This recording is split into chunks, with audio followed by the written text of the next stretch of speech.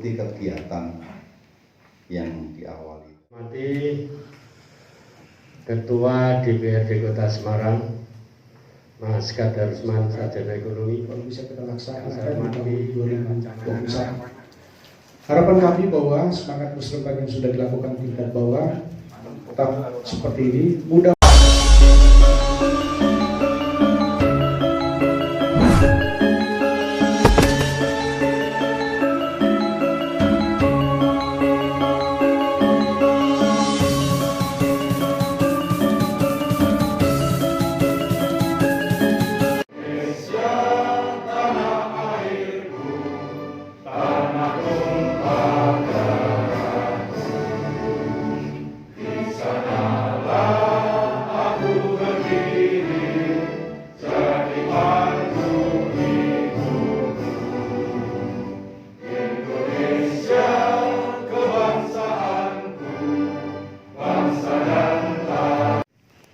Sehingga kegiatan kita, program-program kita yang ada di lingkungan nantinya bisa di-cover. Tidak terus tahun ini kita hanya menggantungkan dari Musrembang, pada kebutuhan kita itu lumayan besar di sana. Yang keluar, kalau misal tidak bisa mencukupi. Contoh ini, kafe kebutuhannya yang dibutuhkan 100 meter. Nah, kebetulan yang bisa di-cover Musrembang hanya 50 meter. Nanti ke depan menjaga Musrembang lagi di tahun 2023 suatu misal itu sambrol nih Pak, mau melanjutin aja sudah ambrol lagi di situ karena rampung-rampung.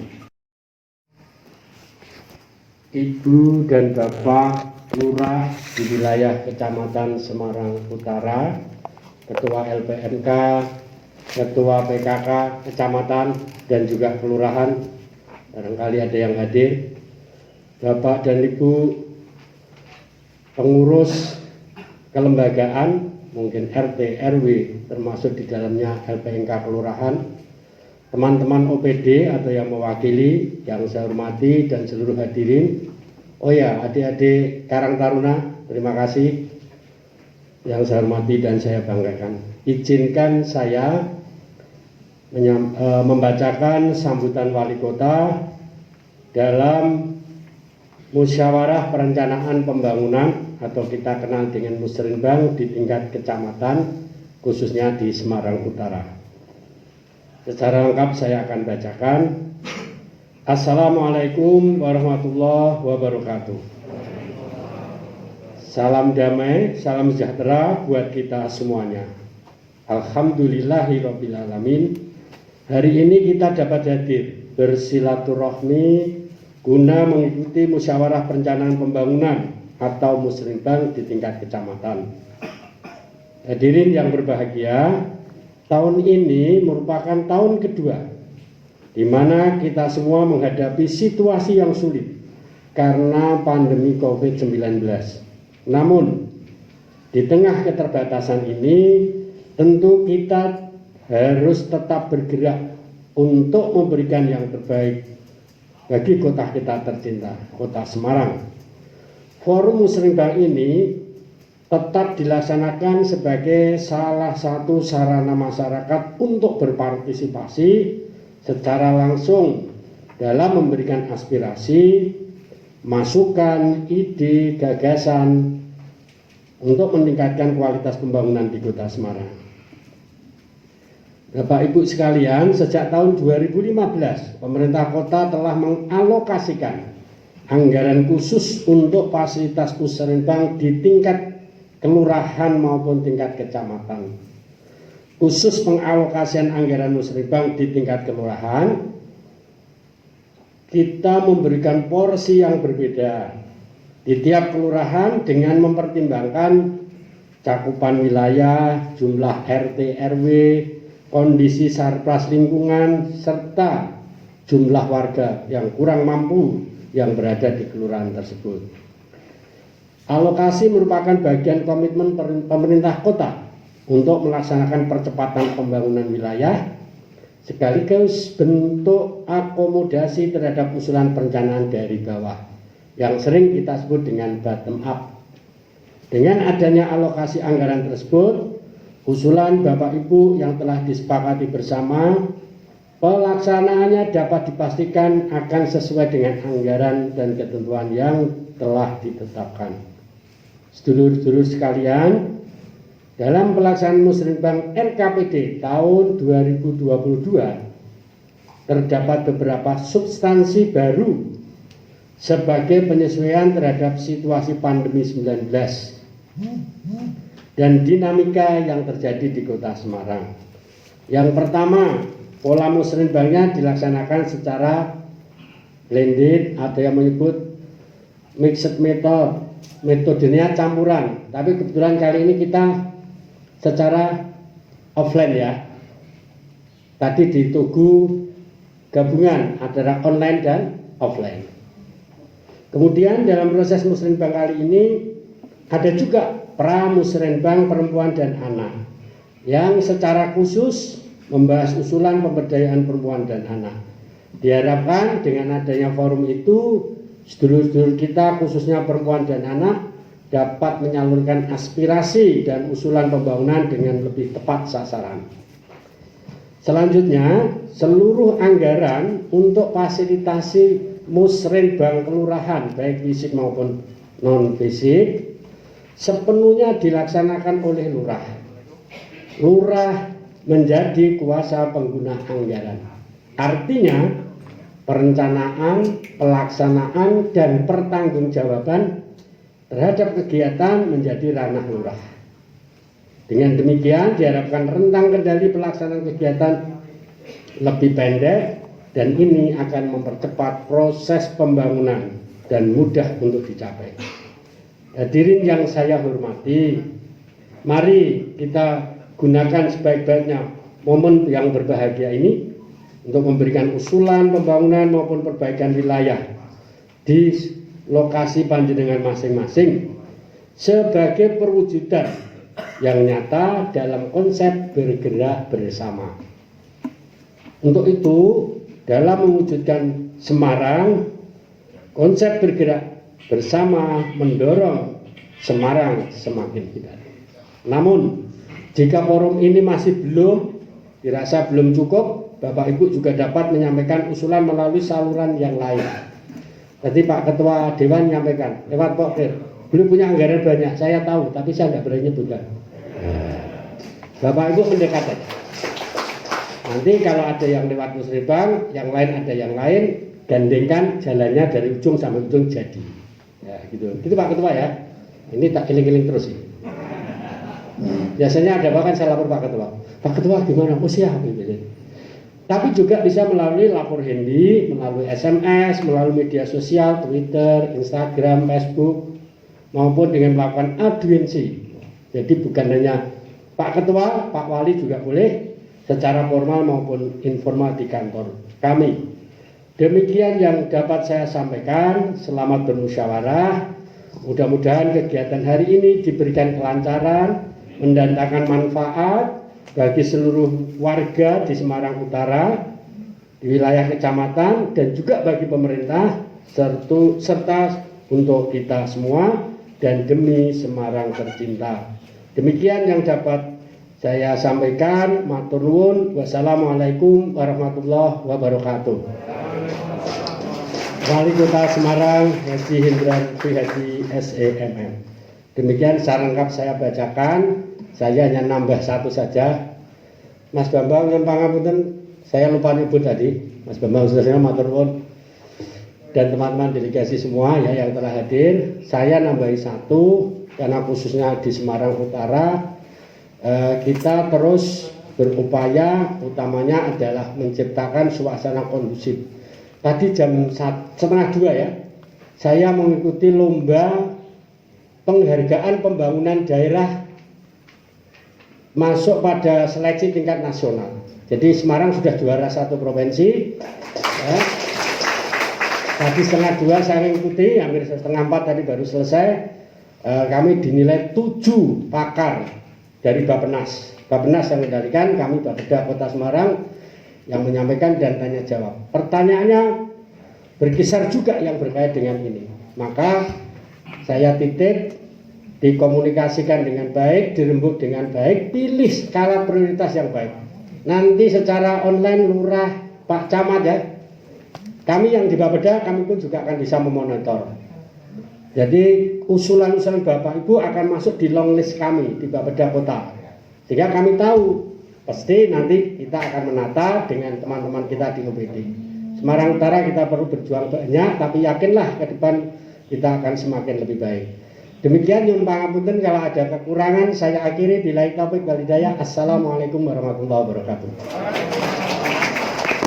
Jam 7 pagi sampai dengan sekarang masih ada kegiatan, sehingga diwakilkan kepada Pak Kepala Bapeda Kota Semarang. Yang kedua, saya juga minta maaf pada seluruh warga masyarakat delegasi bahwa seyogyanya tahun 2020 Semarang Utara melaksanakan kegiatan pembangunan, tapi karena refocusing anggaran kita banyak yang digeser untuk kepentingan COVID, tidak bisa kita laksanakan, baru bisa kita laksanakan di tahun 2021. Harapan kami bahwa semangat musrembang yang sudah dilakukan tingkat bawah tetap seperti ini. Mudah ya, tadi Mas Jodet mengusulkan betonisasi, Mas Bambang mengusulkan betonisasi, tapi ketemu virus COVID, bubar. Terakhir Pak Bapeda tidak bisa menganggarkan, memang uangnya tidak ada. Saya yakin yang hadir ini para sesepuh sekalian bisa berdoa langsung tembus langit ketujuh. Doanya dikabulkan oleh Yang Maha Kuasa, virus ini segera selesai. APBD kita juga bisa meningkat pesat supaya bisa dibangun di wilayah ini. Pak Budi, perlu kami sampaikan bahwa sebenarnya Semarang Utara tinggal diketok palu ya Pak ya. Karena tahun 2000 kita sudah musrembang, diulang lagi hal yang sama karena tahun 2000 tidak kita laksanakan kegiatan pembangunan, maka ini sudah mereka laksanakan. Tapi ada beberapa tambahan-tambahan yang perlu dilaksanakan.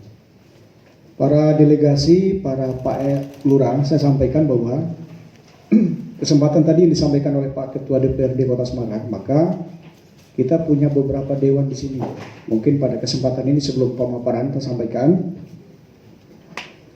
ini kita harus memanfaatkan semaksimal mungkin. Maka kalau ini berkenan, saya akan bagi. Misalnya peninggian jembatan yang di pompa 3 sama pompa 1, yang jadi prioritas pertama yang harus kita lakukan adalah peninggian jembatan yang ada di Semarang Utara. Kita minta tolong Pak Kepala Suku Bang Pilus, sehingga bukan miliknya wilayah sebelah Tugu, tapi kemenangan ini kan kemenangan untuk Kota Semarang. Maka kita minta peninggian jembatan pakai dana aspirasinya Pak Pilus. Setuju ya? Supaya kalau digabung dengan yang diusulkan Pak Lurah Bu Lurah, maka anggarannya dipotong. Nah, saya baru dengar sore ini, maka peninggian jembatan baik di Panggung Kidul, peninggian jembatan yang Kuningan maupun yang di Tanah Mas, nanti kita minta bantuan ke Bang Pilus, aspirasinya biar Bang Pilus. Yang kedua, untuk masalah crossing jalan seperti di Hasanuddin Pak Budi, perlu kami sampaikan bahwa nanti akan kita tayangkan di pemaparan. Tugasnya monggo Bu Trevena sama Bu Novi. Berarti crossing jalan yang ada di utara itu pakai aspirasinya Bu Trevena. Sama normalisasi saluran nanti juga akan kita sampaikan. Itu monggo 4 dewan ya kalau nggak salah ya. Ada Bu Novi, Bu Trevena, Pak Budiarto, satunya siapa lagi saya lupa. Meli. Kalau Meli setuju kita masukkan Meli. Jangan sampai nanti ada yang komplain di aku nanti susah. Maka kita pakai Mas Priyadi. Ya. Crossing jalan sama normalisasi saluran dipisah. Walaupun tadi saya lihat sudah banyak yang dimasukkan di kelurahan. Itu 3 dewan itu. Sama Meli tidak apa-apa. Termasuk pembuatan saluran. Lalu betonisasi, karena ini melihat volumenya juga cukup banyak, cukup besar, hampir 9 kelurahan mengusulkan, kecuali Bululor, maka kita minta bantuannya kepada Bapak Wali Kota. Setuju ya? Kita bagi begitu, insya Allah apa yang kita rencanakan bisa terrealisasi. Nah, tugasnya delegasi nanti kita petani lagi. Yang kecil-kecil di bawah itu yang kita perlu masukkan di musrembang tingkat kota yang nanti anggarannya akan di-plotting oleh Pak Budi. Saya kira itu tambahan saya sebelum pemaparan Pak Budi. Ini tadi ada materi perlu didiskusi. Kalau didiskusi sampai jam 12 malam Pak, kita nggak pulang-pulang. Ini sudah didiskusikan tingkat bawah, aspirasinya juga sudah diserap mulai Pak RT, Pak RW dengan melihat situasi kondisi, dan ini juga belum pernah di 2020 kena refocusing tidak kita laksanakan, di 2022 akan kita laksanakan. Baik, saya akan mencoba bahwa Semarang Utara ini ada beberapa hal yang perlu kita laksanakan ya Pak ya, sebelum nanti kita sampai kepada materi, bukan materi, langsung kita dok aja Bu ya, nggak perlu diskusi ya.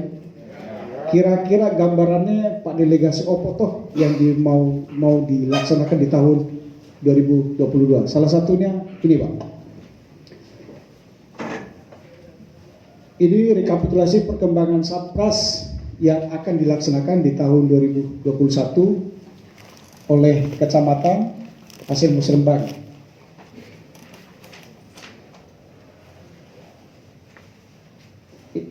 Lanjut. Langsung ke angka aja deh. Nah, ini perbandingan Bapak dan Ibu sekalian bahwa tahun 2020 kita kena refocusing kurang lebih 13 miliar 397 sekian juta. Tahun 2021 baru bisa kita laksanakan, yaitu 13 miliar 397 juta 600 ribu rupiah. Dan tahun 2022 hasil rekapitulasi yang kita terima kurang lebih 14 miliar 78 juta 700 ribu rupiah. Lanjut. Ini kerangka anggaran kegiatan pembangunan hasil Musrembang tahun 2022. Perlu kami sampaikan tadi bahwa ini sudah dirembuk tingkat RT, RW, kelurahan sehingga tidak ada masalah. Dengan paku anggaran kecamatan kurang lebih 2,9 itu untuk fasilitasnya. Lalu Bululor total semua aja Ibu ya. Total semua Ibu sekalian bisa lihat di panduan yang kita berikan. Total semua kurang lebih anggaran untuk kegiatan pembangunan di Semarang Utara 14 miliar 78 juta 700 ribu rupiah. Lanjut. Nah, Pak Budi, ini yang jadi permasalahan di utara bahwa kami sudah ceritanya Pak Naryanto mana? Pak Naryanto, ini Ketua LPMK, bahwa sejak tahun 70 tanah mas dibangun sampai hari ini tidak dilakukan crossing jalan. Ini mengampu dua wilayah. Ini Porosari, kesananya Lombuan. Bahwa ini terjadi penumpukan plat sejak tahun 70-an sampai hari ini jadinya tebal seperti ini. Air tidak bisa kemana-mana. Risikonya seperti kemarin. Ini kalau tidak di crossing jalannya, nggak di crossing atau jembatannya nggak ditinggikan, maka hujan jadi persoalan, airnya tidak kemana-mana kembali ke rumah masyarakat. Maka tadi saya sampaikan crossing jalan urusannya Dewan ya Pak ya. Jangan disampaikan di Musrembang Kelurahan, tapi serahkan kepada Dewan pakai aspirasinya untuk bisa lakukan crossing jalan. Kami urutkan Pak Budi, setelah kita crossing, habis itu jembatannya kita tinggikan baru dibeton.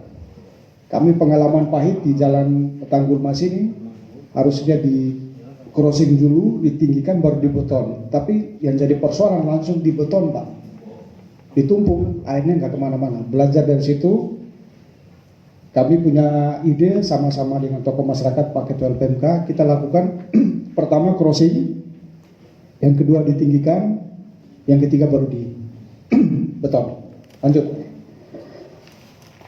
Nah, ini penyebab utama, walaupun saya nggak teknik ya, belajar dari Mbah Hartoyo mana nih Mbak ya? Diajari sama Bu Eni, Pak Yosef lulusan Jepang katanya. Ini kemarin kenapa tanah mas jadi klub, banyunya tidak bisa kemana-mana, terjadi sedimentasi Pak. Padahal volume banyu airnya cukup banyak. Kalau ini kemasukan balok satu atau kasurnya si pletek di sini, padahal di sampingnya ada pompa Pak. Pompa dari tanah mas, dari warga dipompa keluar, sedangkan di sini sudah nggak muat. Airnya sampai meluap larinya kemana-mana. Makanya kami minta tadi peninggian jembatan di tanah mas di pompa 2 sama pompa 3 hukumnya wajib, nggak boleh ditawar. Kalau ditawar resikonya banjir ya sudah. Tanah mas, Kuningan, Porosari kita semua tenggelam, termasuk rumah saya juga. Lanjut. Lah ini Pak Budi, hasil di lapangan hari ini aslinya saluran. Kenapa kemarin Permata itu banjir sampai 1 minggu baru surut? Ini harusnya saluran, tapi salurannya dimatikan, sedangkan di depan sana itu ada pompa. jadinya salurannya dimatikan. Maka tadi kami sampaikan normalisasi saluran, crossing jalan sama peninggi jambatan ini mulai kita lakukan di Semarang Utara.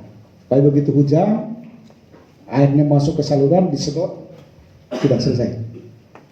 Ini salah satu contoh saluran yang dimatikan di Jalan Hasanuddin. Mulai dari pompa 3 sampai dengan traffic light. Lanjut. Nah ini karena Pak Bambang saking semangatnya, Pak Bambang, kita uji nyali dulu. Ini kami akan mencoba untuk betonisasi Pak, karena Cumi-Cumi Raya ini begitu kita pakai papi, umurnya nggak sampai lebih dari 2 bulan. Treknya Pak Bambang saking banyaknya riwa-riwi jadinya rusak semua. Coba ini diputarkan ini. Maka kami mengusulkan ini mulai normalisasi saluran sekaligus betonisasi. Bisa nggak diputarkan ini? Wah, harusnya bisa diputarkan ini sepanjang ini, Pak Budi.